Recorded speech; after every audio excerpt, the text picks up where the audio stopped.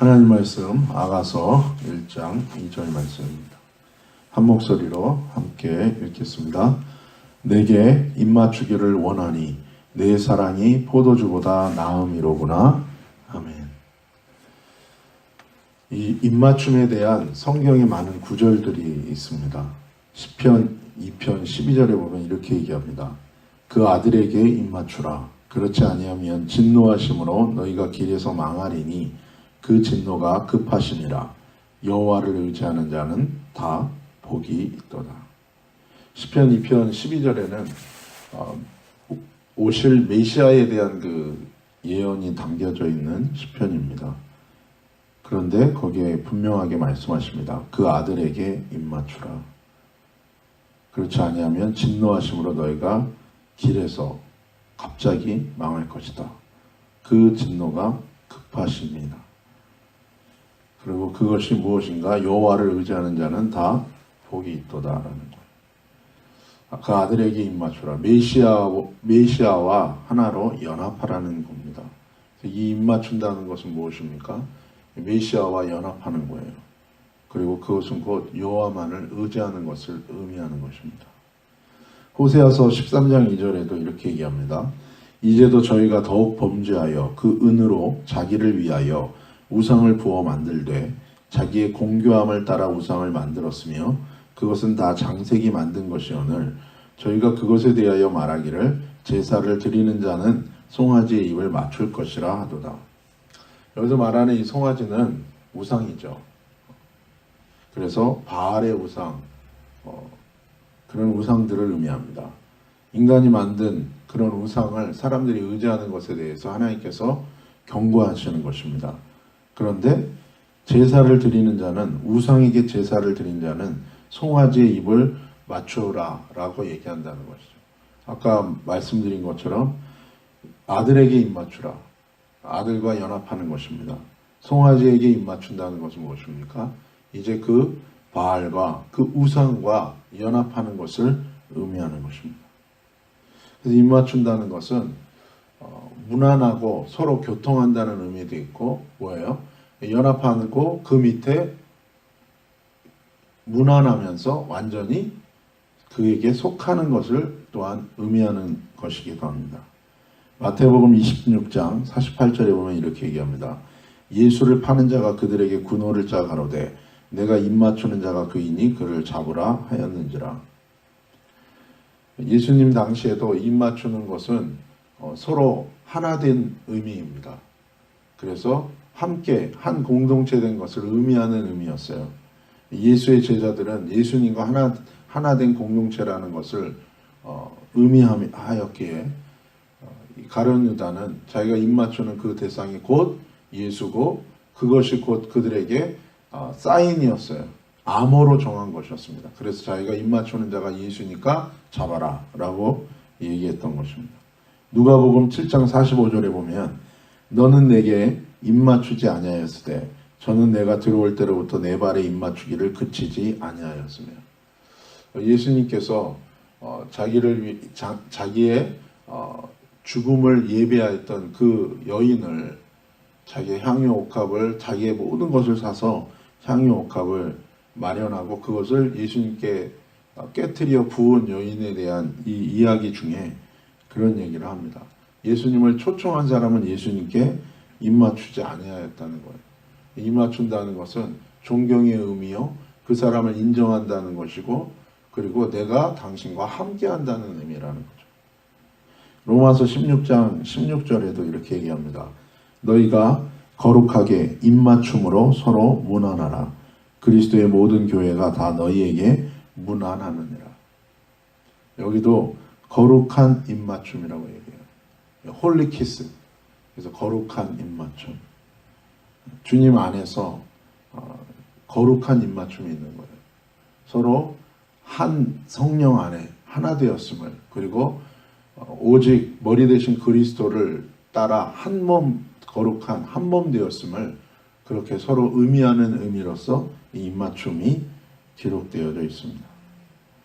그런데 이 오늘 본문에 보면은 입맞추기를 원하니 내 사랑이 포도주보다 나음이로다 라는 거예요.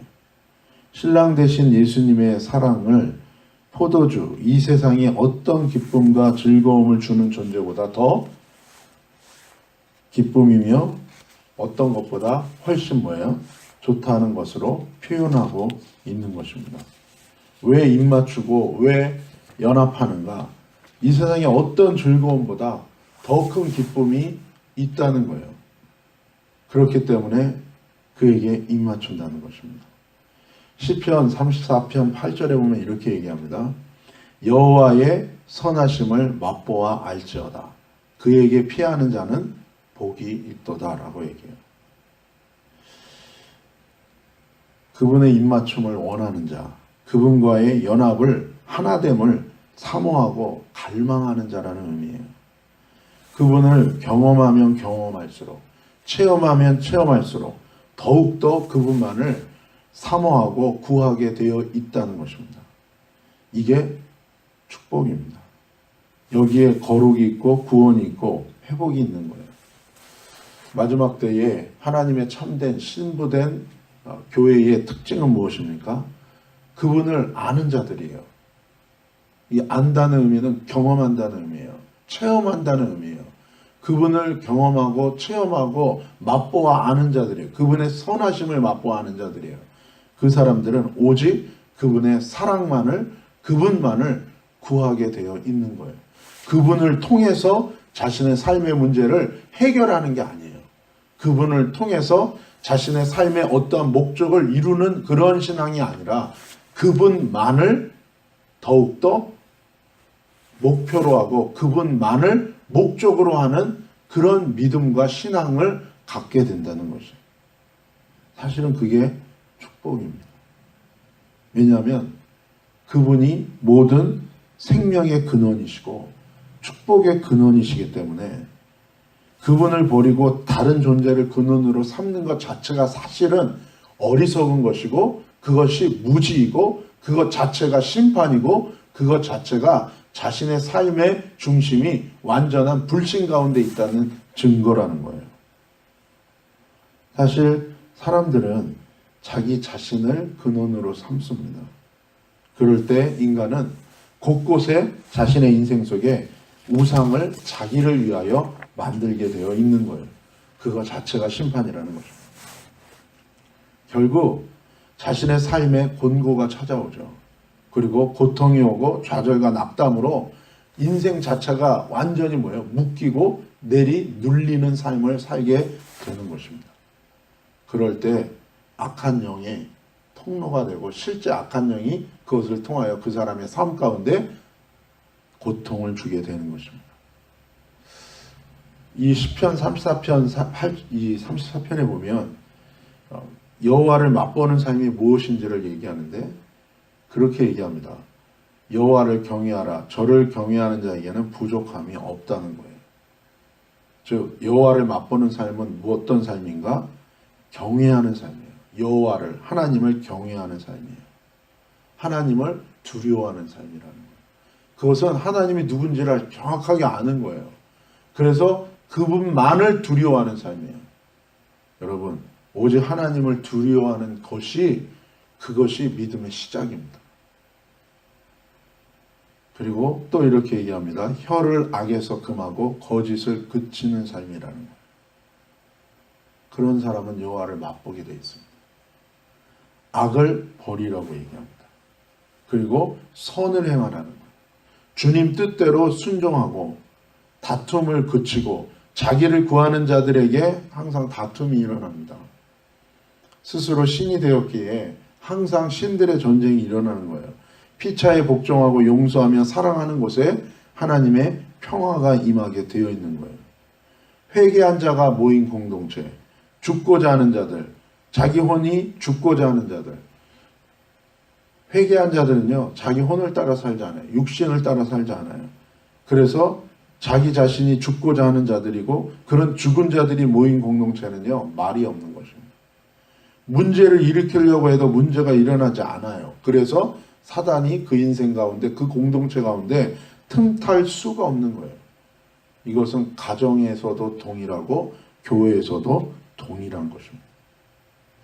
예수님께 입맞추며 연합과 하나됨을 구하는 자, 주님을 경외하며 그분의 말씀대로 뜻대로 먼저 순종하는 자, 그런 사람은 그분의 선하심을, 사랑의 깊이를 반드시 경험하게 되어 있습니다. 자기가 신이고 혼이 죽지 않고 육을 따라 사는 자는 절대로 하나님의 참 사랑이 그의 삶에 생명이 되지를 못해요. 오히려 뭐예요? 하나님의 사랑을 이용하죠. 그래서 뭐예요? 그것이 하나님이 베푸시는 은혜를 받아도, 그 사랑을 받아도 그 사람에게는 그 은혜가, 그 사랑이 생명이 되지를 못해요. 그냥 자신의 혼을 즐겁게 하고 육신을 위하여 이용할 뿐이에요. 주님을 이용하려다가 오히려 자기 자신이 핍절해지고 심판을 받게 되는 것입니다.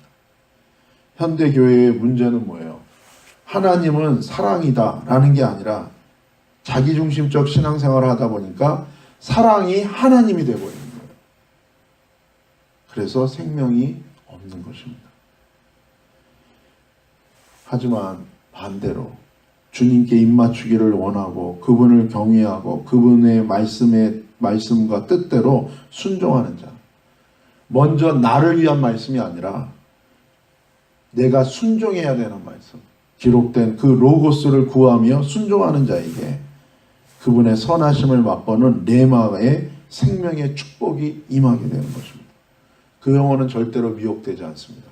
그 영혼은 성령의 모든 은혜 가운데 미혹되지 않아요. 오늘도 저와 여러분이 그 주님과 입맞추며 연합하는 하루가 되기를 예수님의 이름으로 축복합니다.